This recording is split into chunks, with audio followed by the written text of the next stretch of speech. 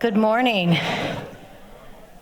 What a crowd. Good morning. Welcome to the Member Speaker Series, our monthly lecture series generously presented by the Siteman Cancer Center. I'm Patty Arnold. I'm the Senior Vice President for Institutional Advancement here at the Garden. I think I know most of you in the audience, so I'm among friends. It's wonderful to see such a large crowd here today, and I must thank you for your efforts to get here, especially with the parking. The big tent going up today is for our next week's Best of Missouri Market. And I hope you're able to join us for the Garden's official kickoff for fall. The festival will open at 9 a.m. on Friday, October 3rd, and last through Sunday, October 5th. We're welcoming more than 140 vendors this year, and we'll offer live music, children's activities, and much more. It's always such a fun weekend. Now I'm happy to introduce to you our speaker today. In May, we had the great privilege of accompanying a group of, the great privilege of accompanying a group of travelers from the Missouri Botanical Garden to the Chelsea Flower Show in London. We're there. Today's speaker, Joe Thompson, warmly welcomed our group and provided a tour of the Glass House Garden, the gold medal winning show garden of her design at Chelsea. At that time, I didn't know Joe's travel schedule would bring her to the States, but soon as we found out, we invited her to the speaker series. Joe is one of UK's most celebrated garden designers and plantswomen, working on private and public gardens across the UK and internationally from Italy to New York. She earned 4 gold medals and 5 silver gilt medals and a People's Choice Award from the UK's Royal Horticultural Society and is an RHS judge and member of the RHS Show Garden Selection Panel. I know. Joe has an international reputation for creating beautifully crafted and sustainable landscapes with a commitment to biodiversity, exquisite and intelligent planting, and an accomplished understanding of space and color. She is consistently listed as one of the top designers working today by House & Garden and Country Life magazine. She has published 2 garden design books, The Gardener's Palette, and her latest book published this year, The New Romantic Garden. Please join me in welcoming Joe Thompson to the stage. Thank you.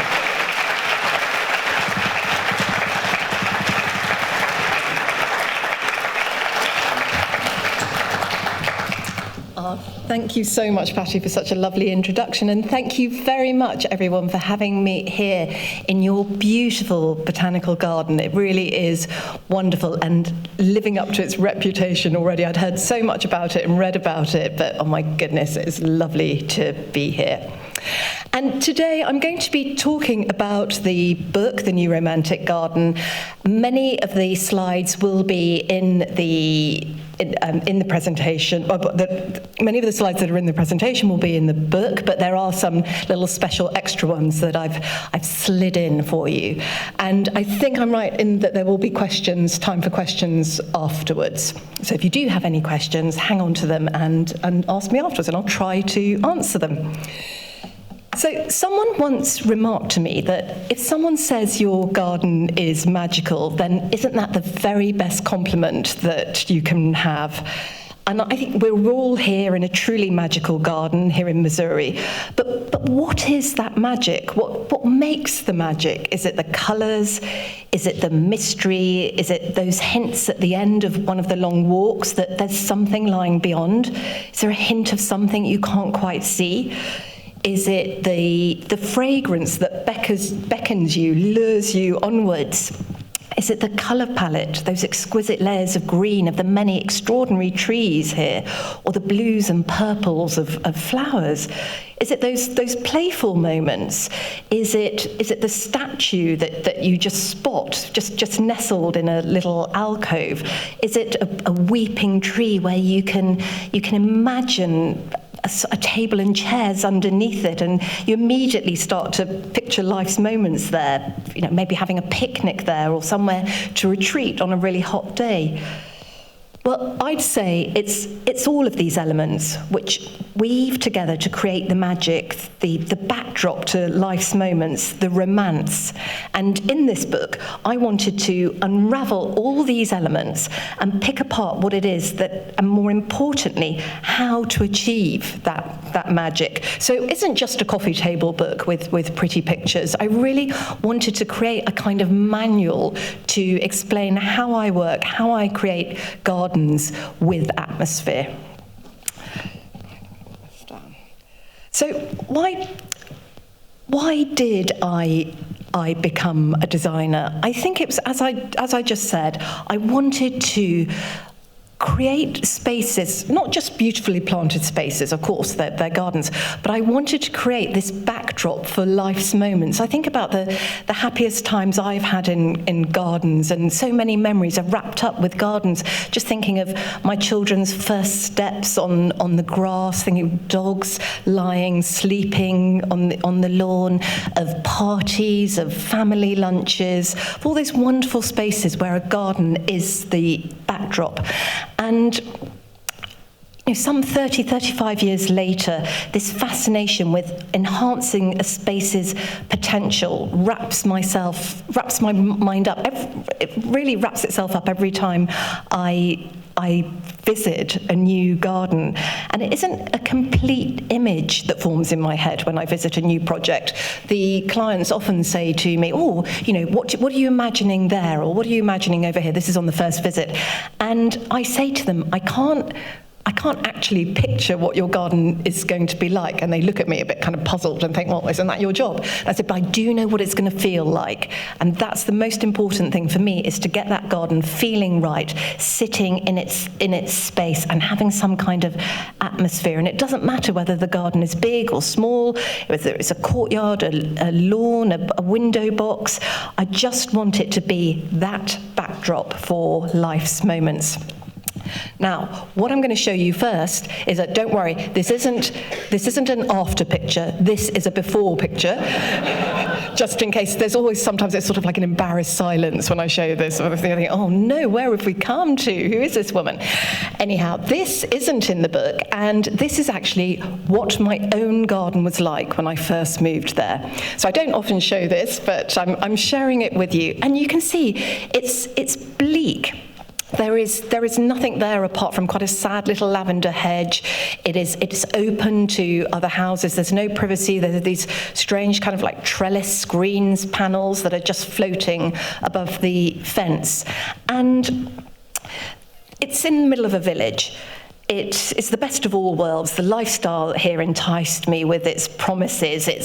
I'm near to neighbours. I can just walk to a village shop. I can walk to a nearby lake to take my dog for a walk. But the space had nothing. And yet it did. What it did have was the history that's all around it. Just beyond one of the garden fence there is the village church. The house used to be called Stonemason's Cottage. And I discovered this as I was looking back through archives.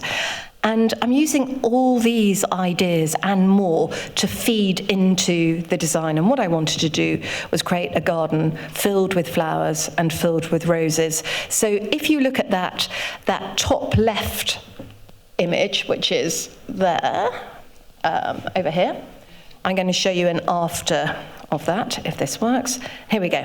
So this is the after, just a few years later. And this is the simplest of designs. It might look complicated, but in fact, all I did, because I was working on a budget, the irony is I don't have a huge budget to spend on my own garden. So, because landscaping is expensive, right? So there's a pergola. I'm a great believer in height, in changing levels in the garden. So this pergola screens that fence, and in front of it, I have just filled the garden with roses. I don't use any chemicals in my gardens. I don't water the roses at all, but they've been there now for a few years and they're happy. They've sunk their roots right down into the soil as far as, well, I don't know how far they go, pretty far, because even in the drought that we had and the hot summer that we've had this year, they're absolutely fine. And as well as those roses which give bulk, and I love a rose because of the romance, the atmosphere it brings, I've also got, you can just see these what I call almost naked stemmed plants. So the things like the veronicastrum, the Stipa gigantea there, so got plants which create a kind of veil that you look through. So there is something there, but you can also look through it to the rest of the garden beyond, so it's not too blocky. So that's my own garden there, a little bit of a secret. And let me just say to you, this is also a before. It's not an after. Now, this garden I have written about in the New Romantic Garden, and this is what was there when I got there. It's in the middle of London. You can see there are these kind of it's like a toy town village that's behind it. There are windows everywhere. You're never going to screen out those windows. And privacy is what the client wanted there. But she also wanted many, many roses. I'm not going to spend the whole hour here talking about roses, but I may mention them quite a few times. And as I said, I am, as far as biodiversity is concerned, I use a lot of roses with open centres. The pollinators love them. They create hips, which then are great for food for the birds for the winter. And as I said, I don't use chemicals. So I feel, for me, in my garden, they really are sustainable. Anyway, this lady had moved back from California. So she'd moved from London to California, where she'd been for 25 years. And she was English, and she hadn't been able to grow her beloved roses. And she said to me, we stood there looking at this space, and she said, I just want to fill it with roses. And actually, there's not a lot of space there. It's about 4 or 5 meters wide, and it is sort of 14 meters or so long. But ground space-wise, so area, square meters, there isn't a huge amount. So I said to her, well, why don't we go up? Why don't we use the volume? And this is really important in a garden when you're creating your own space. It's not just to look at the ground plan, but also think of all those cubic meters, all that volume up above you. You can use as much as you like. So what we decided to do was, as well as having roses on the ground, we would have them climbing, we'd have them rambling, and we'd have staggered hedges of roses and also trained fruit trees, which would then create this idea of mystery, which is really important in the garden. So here is that garden afterwards. And it's the garden that appears on the front of the book. And I promise you, it's the simplest planting here. Here's the garden again. So there are climbing and rambling roses, Félicité Perpétue on the right and Adelaide d'Orléans on the left, with their romantic names. But you've also got this idea of mystery. It's the simplest of designs. Let's just go back to what it looked like beforehand. All I've got is beds coming in from the left. You can just see here one coming in from the left, and then one coming in from the right. And then I clothe those roses with clematis so that you have flowers beforehand and flowers after the roses as well. And I've been working with this garden probably about 15 years, in the sense that the client has become friends. I go back every year and we have a look and see if we can tweak it, because gardens are always changing. So this is a completely different garden. And same garden, these are 80-meter long twin borders. Again, I've written about it in the book. And sometimes I'm not just creating brand new gardens like the garden that you just saw. This one, there was a lot there. There was an arboretum to the left. This was laid out in the Edwardian era, and it's pretty much historic garden, opens to the public a couple of times a year. And we had all these magnificent magnolias and other beautiful specimen trees running down the left and right of these borders, but the borders had been totally and utterly overgrown. They'd been left to sort of rack and ruin.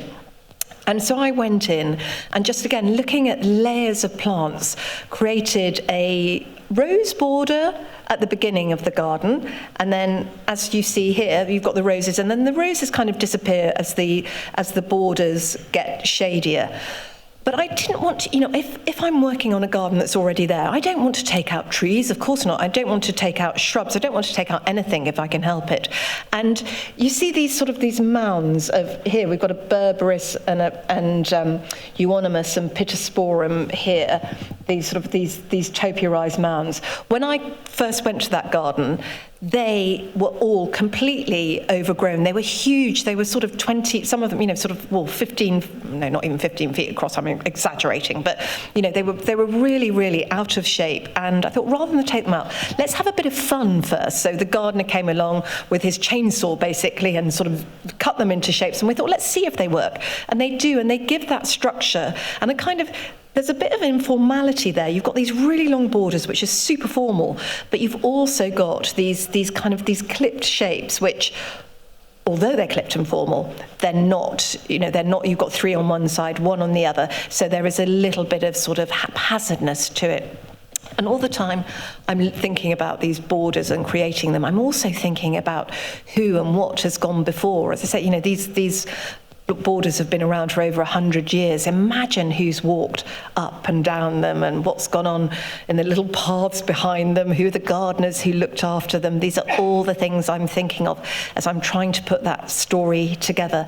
And if you look at the planting here, again, it's really simple. You've got roses, you've got Alchemilla mollis, lady's mantle, really geranium, Johnson's blue, Rosanne. So nothing too complicated, because I don't want the gardens that I'm creating, I don't want their owners to be worried about looking after them. Obviously, this garden has help. There are gardeners, but I don't want a garden to be scary. I want to encourage the owner to love it. So many times when I first go to see a garden, the client will say to me, "Oh, I don't know anything about gardening. I'm never going to be able to, I don't know anything about plants. Just make me a lovely garden, please. And, oh, I don't know what I'll do. I'll get somebody to come and look after it for me."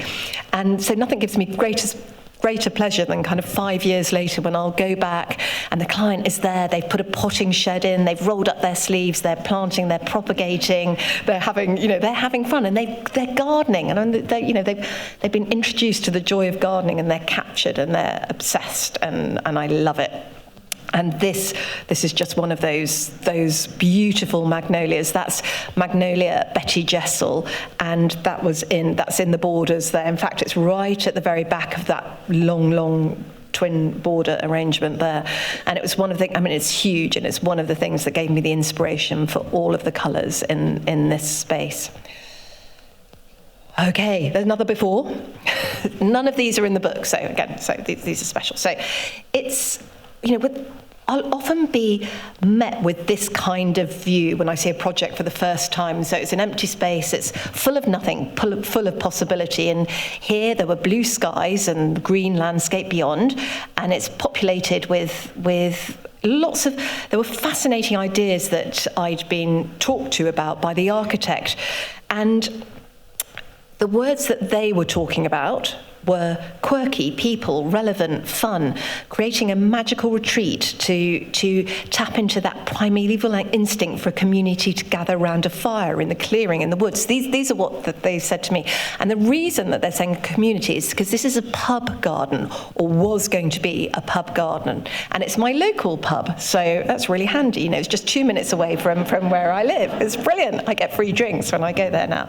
Anyhow, so they talked about this idea of a community to gather, and I thought to myself, well, I knew what was going to happen. They were planning on building 4 little lodges, little huts within the garden that were going to be bedrooms for the pub itself, because the pub is a little bit of a hotel as well. And I thought, well, wouldn't it be fun then to have, what do people gather around? They gather around the fire. That's the focal point.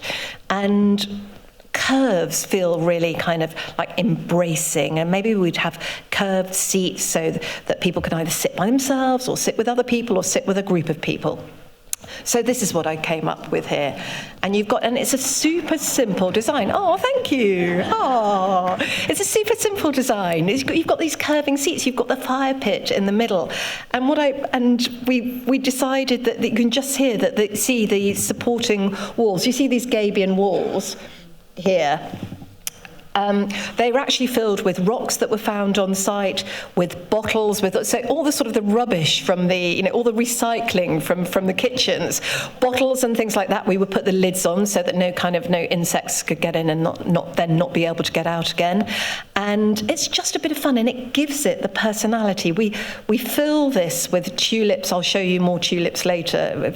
But what's really important to me is this is what it is the backdrop for. This is life's moment. I took the top left photo. One morning I went in to have a look, and that was left over from the night before, the remnants of somebody having fun. So weddings, music festivals, fairs, there's a lot going on in that pub, and it's used, and nothing makes me happier than seeing it used.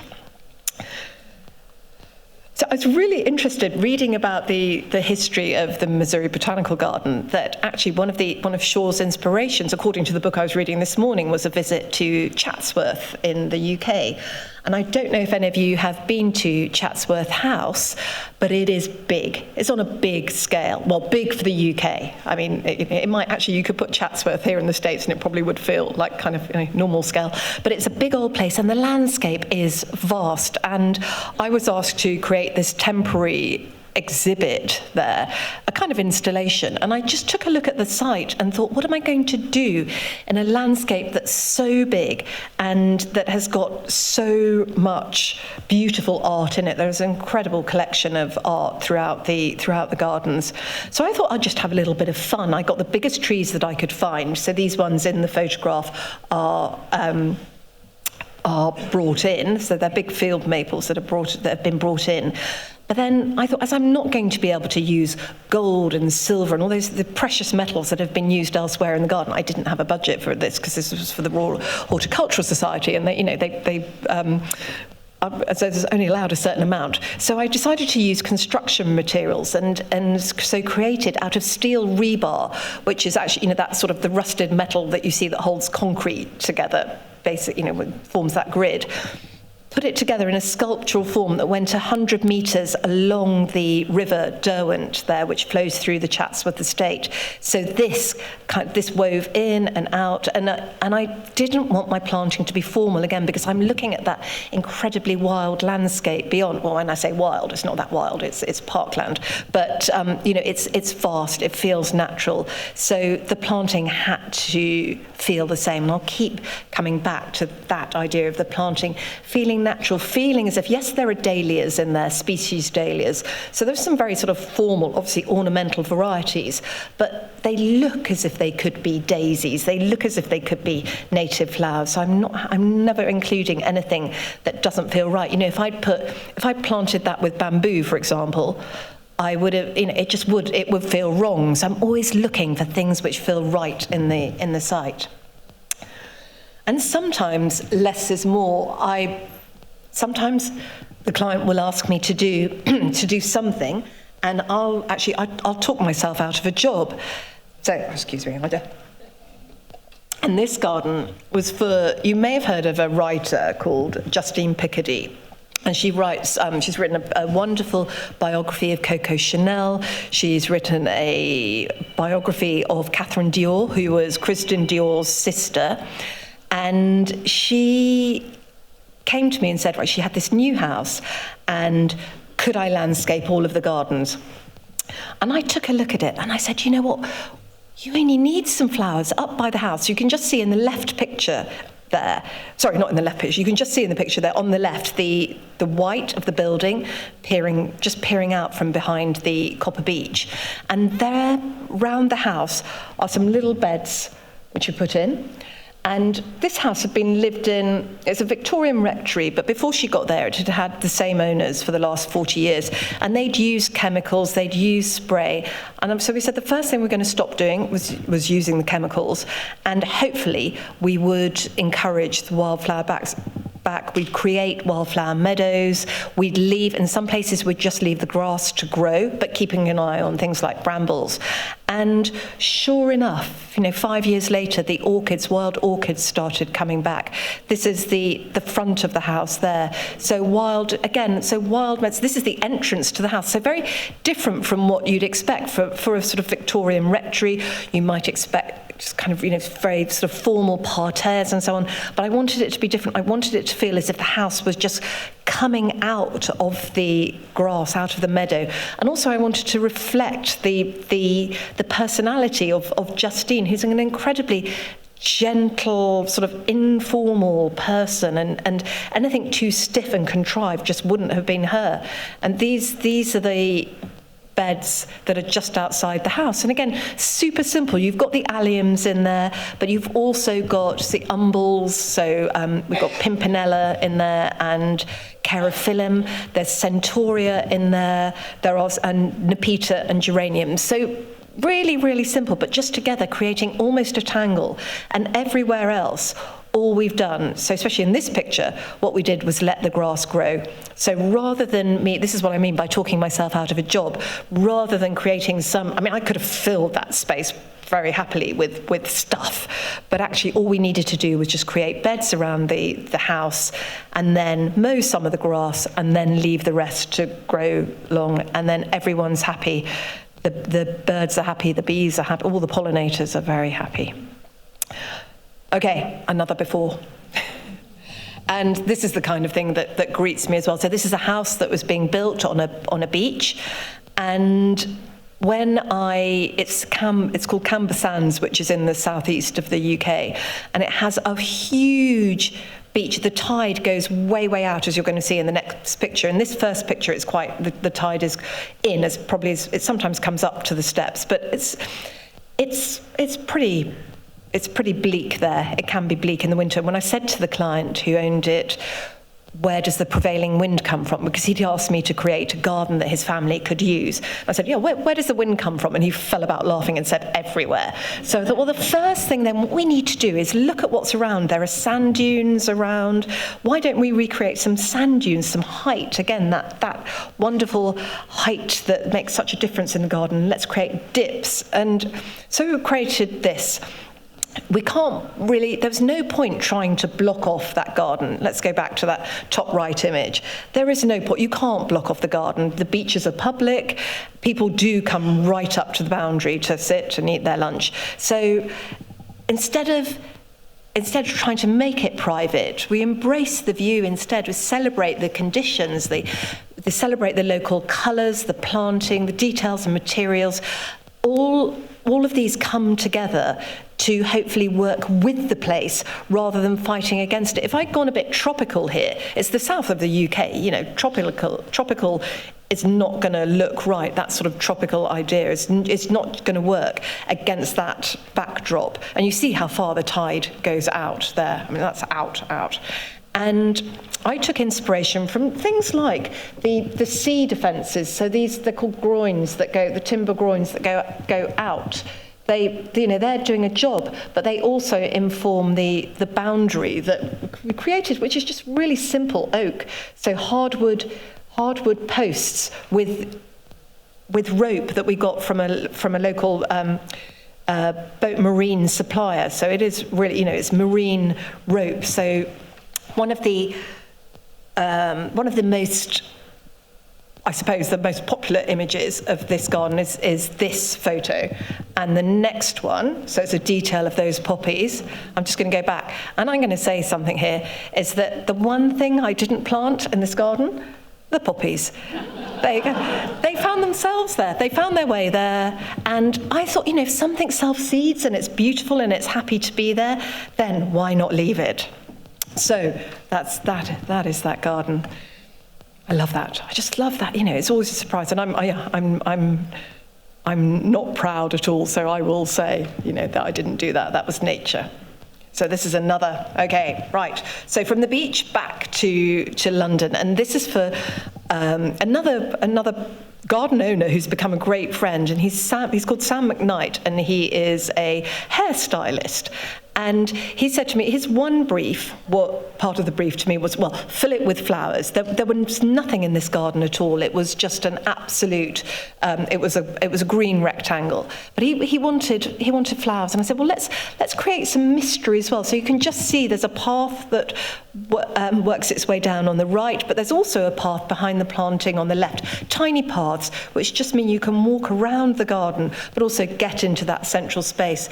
And he has become a bit of a plant addict, and he and I together are terrible, because I go in and I say to him, Sam, you can't have any more plants in this garden. And he says, yeah, okay, no more plants. And then we both kind of like look at each other and go, oh, okay, maybe, he'll find some more roses that he wants, and we allow each other each to put more in. So each year that grass is getting smaller and smaller, and the beds are getting bigger and bigger. But the one thing he said to me was, bearing in mind he is a hairstylist, he said to me, I can't have any topia in there because I'll just be clipping it and then I'll know. So I thought that, because it would have looked quite fun, wouldn't it, having some topia in there? But he said, no, he just didn't trust himself. That would just be, But you can see, again, the art, talking about, I feel like I'm sort of giving a bit of a design tutorial here, but the arch there just creates that bit of, imagine that garden with that path without that arch. It sort of just wouldn't work as well. You've just got this lovely arch which gives the height, creates a bit of mystery in the garden, makes you think, with the whole of this garden, if you look at this image as well, so same garden, different view, you're sort of aware that there's something going on in the distance, but you're not quite sure what. Again, you can just see, just below the sort of flare of the sun, you can see the arch again. So there's an idea, and it's things like that within a garden that draw people on, that make you think, oh, there's something beyond. And you'll notice it if you go back out into the gardens today. You'll see something, think, oh, what's behind that? It just grabs your attention. It doesn't necessarily frame a whole view, but it just gives you a little glimpse of a view. And it's that sort of mystery, I think, which adds to the romance of the garden. And we're just going to have a look at a few little roses here. I won't talk too much about them because I would, as I said, I'd spend all day working on them. But going back to these arches, this is a magical garden in London again. So in the middle of London, with this garden had it was very shallow and wide. Here's the house, and the garden actually sort of spans it's wider than it is deep.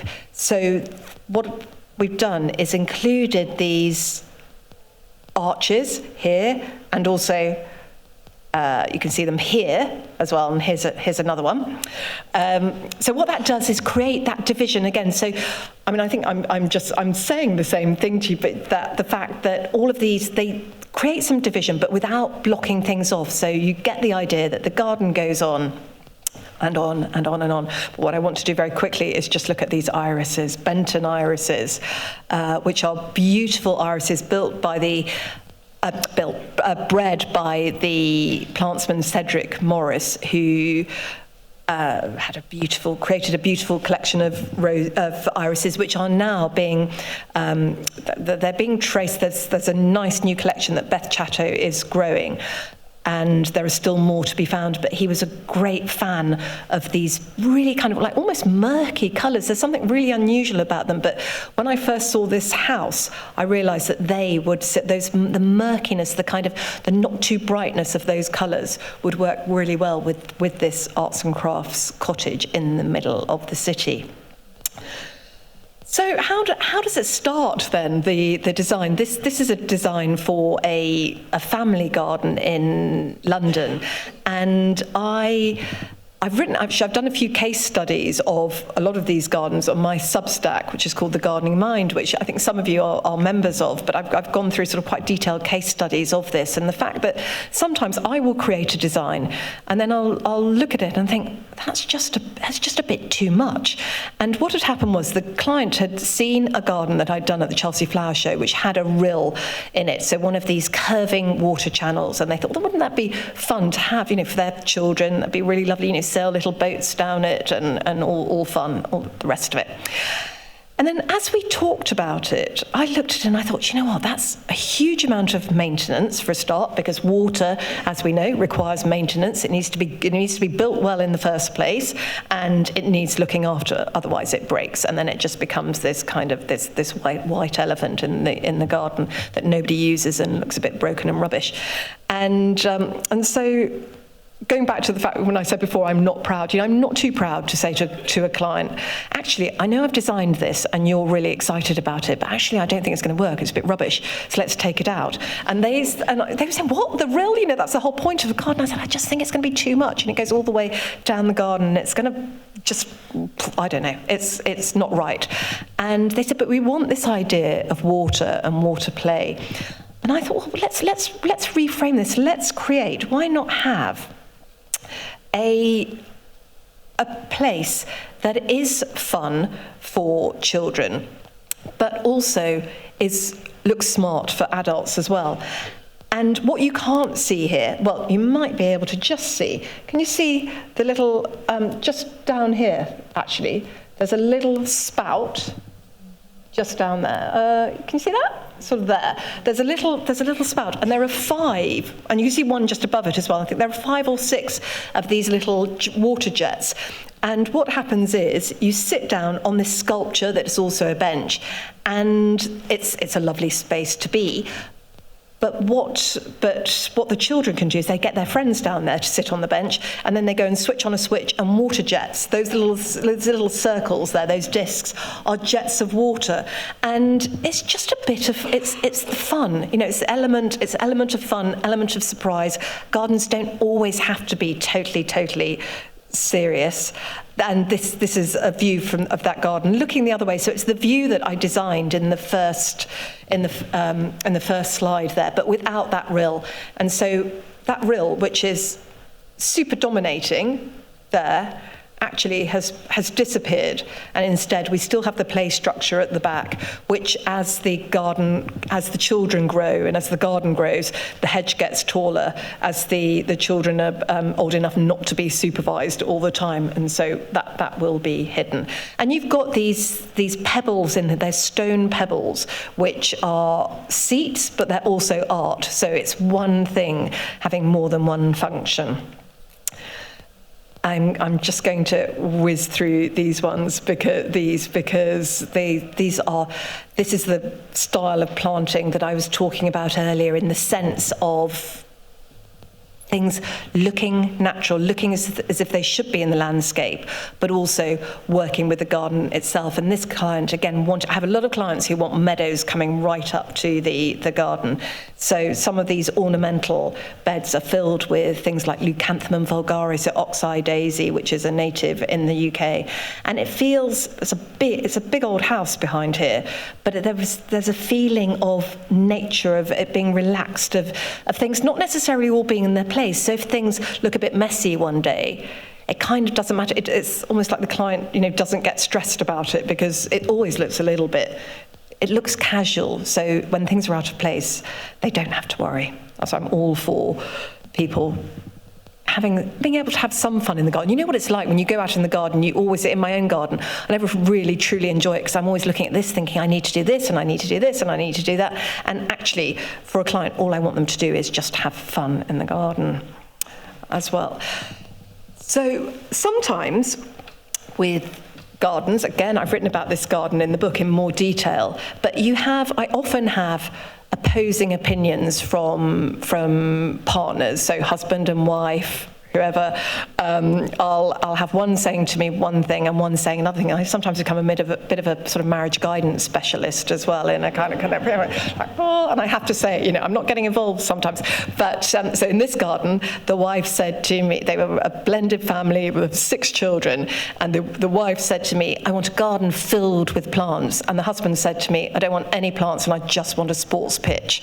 So it was kind of like, and they were both sat there and they said, you sort that out. And I thought, okay, thanks very much, I'll try, but always up for a challenge. So what I did was design the first layer, which is what is to the left of this image here, so that's the lawn. And we've filled that with, because the garden's on 2 levels as well, which actually worked really well. So you can see the division across it. That went up sort of 8 or 9 feet. So I thought, that's great. So we'll create the lawn on the first level. We'll have terraces, we'll have raised beds and retaining walls, which will create, we can fill it with the roses and the hydrangeas and all the flowering shrubs and the grasses and that the client wants. We'll put some new small trees in there. And then we'll create that football pitch on the second level. As you can see in that design, we'll do that. And I somehow got this through planning. This is in Hampstead in London. And I don't know, I think I left out the markings on the sports pitch, so I think the planners thought it was just a lawn, and I didn't disabuse them of that. And this is, hang on. Oh, here we go. Press the right button, Joe. There you go. This is the same garden. So you can see that lawn on the lower level and the terraces and the retaining walls, which are doing the job of holding up the second level. Because I don't want to take away any, moving soil and earth is really expensive. So, it's better to work with what I've got. But what that does, and what you can't see, is that up there on that top level is the football pitch, which you can't see at all, and nobody would know was there.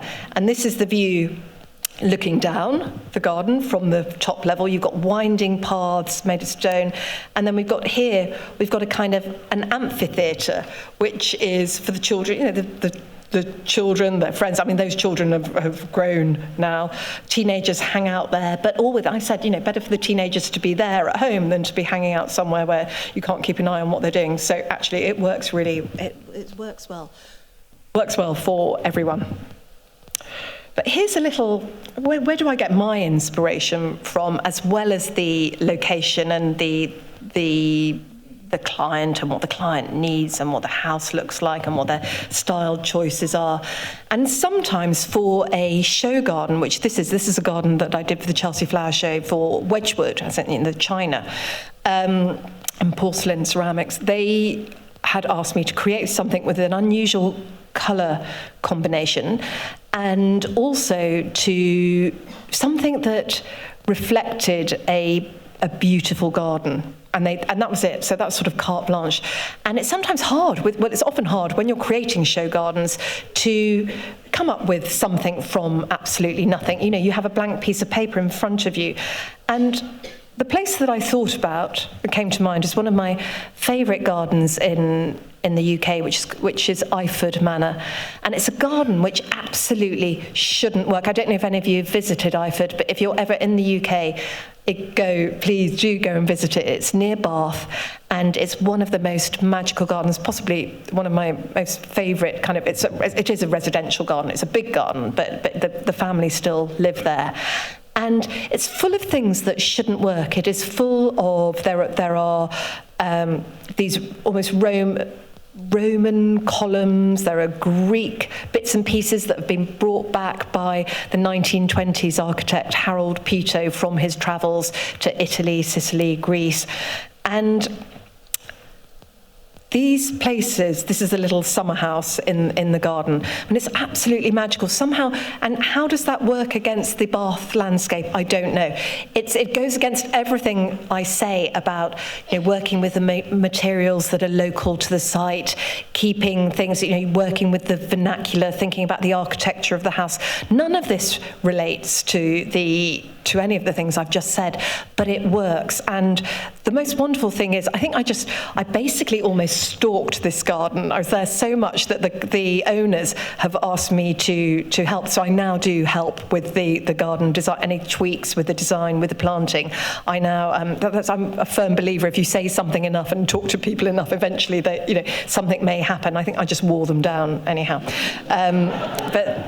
But this is the front of the garden with the most extraordinary wisteria that were planted by Harold Peto.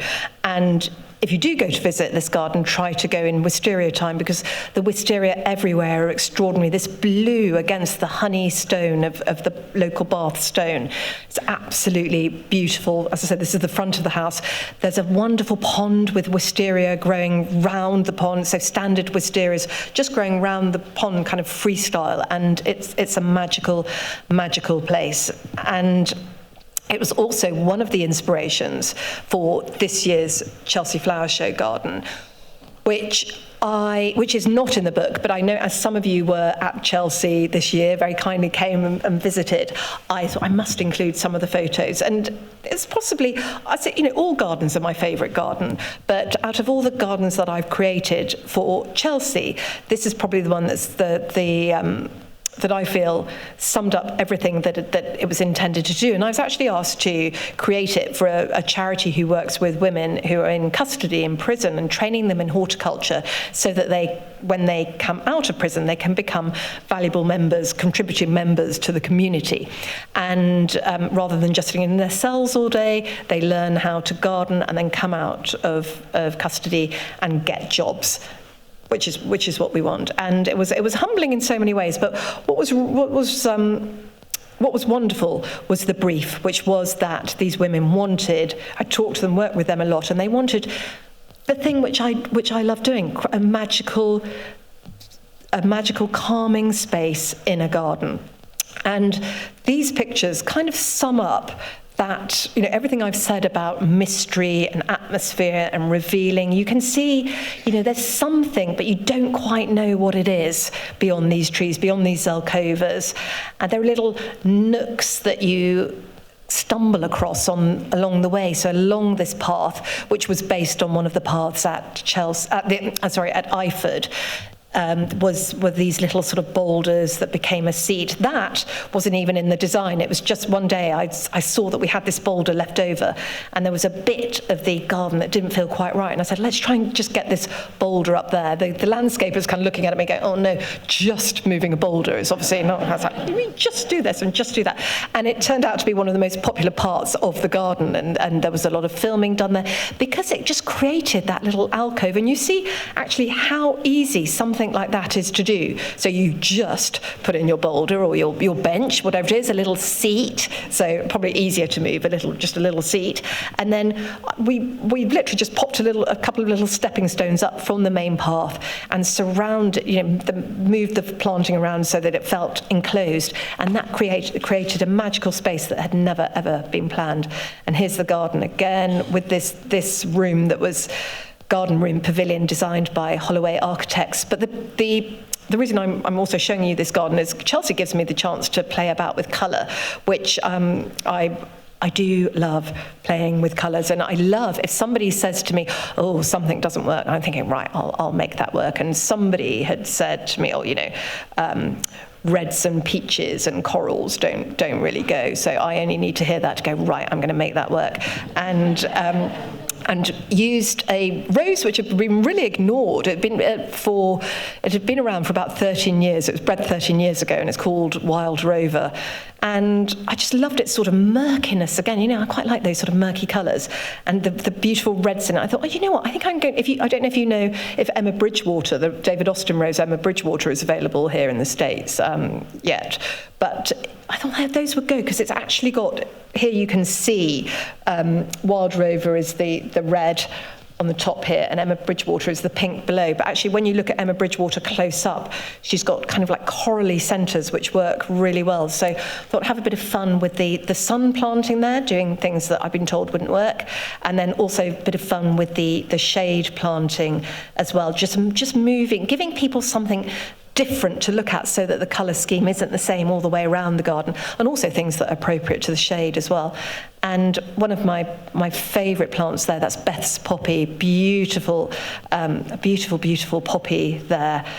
And there's Emma Bridgewater, and you can just see her centre, which is all kind of slightly sort of corally pinky yellow and working so well. And this is what I'm doing with plants, is looking at all their colours, not just the overall colour, but looking at the internal central colours to see what I can get to go with them. And these are those peaches that I was talking about. That's a little delphinium there on the left, a strange delphinium that it wasn't very well known because it doesn't look again like that huge chunky spire that you associate with delphiniums. And then on the right, the copper beech, using some topiary but quite sort of casual topiary there. And it's the inside. And then we have just some of the details. And in your gardens, those details do just go to help create the magic. And they don't need to be hard. That bowl full of Erigeron corvinskianus on the right, so Mexican fleabane, is it's just the easiest thing in the world. But just tame it into a pot, and it just feels really lovely for a few months of the year. So going back to some real gardens, I work with gardens here's a garden where the glass houses are falling down. This garden in its heyday would have had kind of 40 gardeners looking after it, a massive team working in this Victorian walled garden, which then fed a big house. And now it's falling to rack and ruin. There isn't the budget to restore some of these things like these peach cases. But what we can do is create borders like this, which are actually, if you look closely, you'll see that's pretty much an annual border. There are dahlias, cosmos, some annual grasses in there. So nothing that's complicated, but things which will just come up, create a froth for all the way through from May to about September. This is preceded by tulips. And on a budget, you can create something that's quite fun. Look at the details that are there. I'm going to speed to the end because I just looked at the time and realised I've got probably another couple of minutes. But I'm going to give you some befores and afters, some more of those. Look at this. This is a house where they'd said to me, right, we're putting a swimming pool here. How on earth do we screen off from that neighbouring house? And this is how you do that. Here we've got a kind of like a pleached hedge. It is a pleached hornbeam at the top, and then I've allowed copper beech to grow up underneath it as a normal hedge, and that gives just the distinction of colour. You can see there, so you've got the copper beech and the green, just creates a little bit, almost the beech creates a bit of a sort of black hole, I suppose, but it's just different. It feels a bit different to just I felt that a big mass of green would be too much. So having that differentiation just helps a little bit here. Farm, as an old ramshackle farm, how do I create that space that the client is talking about, a space that feels, that looks smarter, and these Elizabethan barns on the left, well, certainly the one at the front is Elizabethan, that's going to be restored. How do you make all of that work with the house? And this is the after of that. So see, actually this is a garden that doesn't have any roses in, but I've used really, again, going back to that idea of taking inspiration from the place. So it's surrounded by oak and beech and grasslands, meadows. What am I going to do with that ties in? And do you see what the planting does here? It does tie in with what's beyond. Here's a before of this area. You've got a lovely post and rail fence. You've got the beeches and the oak trees. There's not a lot I need to do there apart from just slightly intervene, so gentle intervention into that landscape, rather than creating a big formal border. This is taken from a new swimming pool which had just been put in. So instead of creating a fence or something that felt out of place with what's beyond, created this grass and perennial border which blends into the grassland beyond. I'm just going to speed through to here to the last two images. Gardens, as we know, should try to look good in all seasons. If a client says to me, I want an all-season garden, I think, that's quite hard. In a smaller space, that probably is hard, and you need to sort of think about which actually are the main seasons of interest and that they want to have, and concentrate on those. This garden was big enough to where we could sort of play all year round, but grasses and the colours of leaves sometimes are enough. So just leaving the grasses up, again, biodiversity wise, it's perfect. The pollinators, the pollinators have disappeared in the winter, but the birds are there, and you can see from the bird feeders that this client was a big fan of wildlife, and this was a whole wildlife garden. But it's simple. It's just a simple solution. There's a grass, there's a shrub, there's a tree that was already there, and we just let it be almost. And this is a garden you can go and see. And this is RHS Rosemore in Devon, and it's one of the RHS's feature gardens, a bit like Wisley, if any of you have been to Wisley. And this beforehand was just a square enclosed box of nothing, but it was wet, it was muddy, because Rosemore has got one of the biggest highest rainfalls out of all the RHS gardens, because Devon is really wet. And they said to me, it can't, people are just traipsing mud through, there's nothing there, what can we do? And I thought, well, let's embrace what's there. So if it's wet, why not capture that water? Why not create these rills which flow through the garden and around and make it a truly accessible garden? So nothing gives me greater pleasure than seeing people who are using, say, motorised wheelchairs, winding their way through this garden. There are other bits of the garden that they can't visit, but in this bit that I've designed, they can they can get all the way around it, right down to the bottom and up to the top again. And I love it when I see it filled in the summer with people in wheelchairs, with people with children who totally disobey the signs saying no paddling and go in on the hot days. Because what are you going to do if you're a child and it's hot and there's a pool there and it's safe? The rills are really actually only, you can't see it from there. There are more pictures in the book where the water is only sort of like a superficial layer, just a millimetre or so high, and then it's flowing on cobbles, which gives it a little bit of a sort of a glimmer. And so it's safe, so it can be it's safe for a public garden, but it's also fun, and that is what I'm looking for in the gardens, as I say, as well as the magic and the mystery. I want people to have fun there. I want it to be that backdrop for life's moments, so that years later people say, oh, do you remember that time we paddled in so-and-so? Do you remember that time? So it's stealthily getting people interested in gardens without them even knowing that they're enjoying them. So that's it. I really sped through there. There's a lot in the book, a lot more. None of those before pictures, the publishers wouldn't let me put them in, but I thought it'd be fun to include them today. And I write about these a lot in my Substack, so do come and join me if you'd like to. We have a bit of fun there. But thank you very, very much.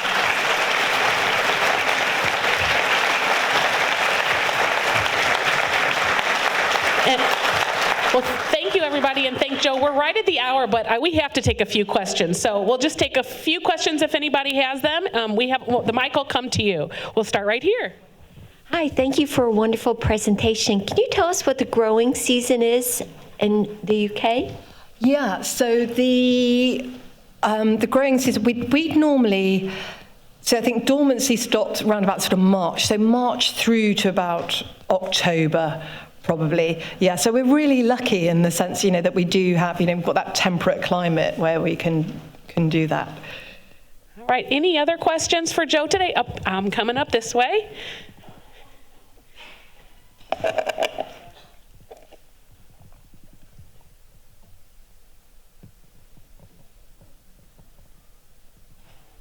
Hi, my name's Debbie Houlihan, and my husband wanted me to ask, when is the best time to plant tulip bulbs in our country? Do you know? Okay. So I start sort of waving my flag about tulips, sort of warning flag about tulips, because in the UK, I'm often all the growers are trying to sell their tulips in August, and it's too early because of tulip. We have tulip blight and tulip fire, which I don't know if you have that here in the States, but it just means that if you plant your tulips too early, the virus, the spores can spread in the ground. So I would say here, October. I was talking to so a friend who's in Philadelphia who plants her tulips sort of end of October. But I've left them, if I've forgot, not on purpose, but life is busy and you forget to plant your tulips, and sometimes I'm planting them in November, and if the ground is too hard, I'll put a whole lot of compost on them and then hope for the best. And they do, November, December, they will come through. They may not be as strong, but they should flower. But I'd say here sort of October, November. I've written a lot about this on Substack as well. We have lots of healthy debates on that, but not too early. Okay. Well, thank you very much. That's okay. Oh, I just had a question about the roses. I noticed that they're there's a lot of plants around them, so they're not, I always thought they had to have air around them. But maybe that's just here in St. Louis, but... Well, it's the traditional way to plant roses. So in the UK as well, it's having, you have a rose garden and they are very, they're on their own, nothing planted with them. But the feeling is, and I've been talking a lot about this with scientists and gardeners at the RHS, is that actually companion planting can be really beneficial. Things like salvia, for example, I'm experimenting that at home, planting lots of salvias near roses. Although in the photographs they do look like they're really close, but actually there is a little bit of room around their bases to breathe. But having companion plantings means that you're attracting insects, you're attracting pollinators, you're attracting things, and you're also keeping other insects or other, things like aphids away. So salvias seem to be doing the trick of keeping some pests away. But it's it's a conversation we're having. But I feel, obviously visually it's really lovely. But I think as long as they're not packed in too near the stems, I actually think it does the roses some good. Any final questions? Allison will grab you on the far end there. Thank you for today. When you start at the Chelsea Garden and they give you, the opportunity to do that, how is it pretty bare bones? Like, what do you start with when you start that? Oh, I should have put a picture of that before in. There's nothing at all apart from some massive plane trees in the. I wonder if I'll quickly speed back to them. But there is nothing there, just soil, some terrible, terrible soil with remnants of other people's gardens from kind of 5 years ago. And you think, what have they? Here we go. So all that's there in that garden, for example, can you see those big trees in the background? So they are there. But nothing. See that the stem of the plane tree there. So they're there. But all these other trees in the foreground, they're all new. We bring them all in. You have one season for it to mature. Like, when do you plant it? And then Oh no, when do we plant? So we plant it 3 weeks. We have 3 weeks. So we have a year. Yeah, I know. I don't know why I do it. I must be absolutely crazy. I do. I ask myself that when I arrive on site 3 weeks beforehand, and there's nothing there apart from this sort of blank piece of earth, and I'm thinking, how I must be absolutely mad to have done this, in front of a worldwide audience, and how am I going to get 8,000 plants in and planted? We have a year to grow them, so we are growing them in nurseries beforehand, but then we've got to get it all in looking as if it's been there forever. And especially with this garden, because at Iford, I said this was based on Iford, this crazy paving stone was a feature there, and they have, it's all interplanted with Soliera, so it's called Mind Your Own Business in, sort of common name in English, which sometimes felt a bit rude when people were saying, what's this? And I said, mind your own business. Anyway,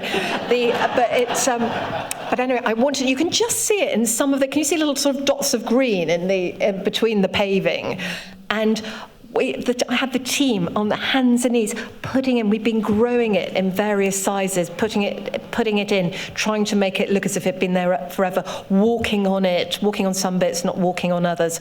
Again, trying to get that feel as if it's real, because what you're judged on, and I know as a judge, is you want it to feel authentic. And so those of you who did see the garden might remember that feature. But a mad thing to do, but it worked, thank goodness.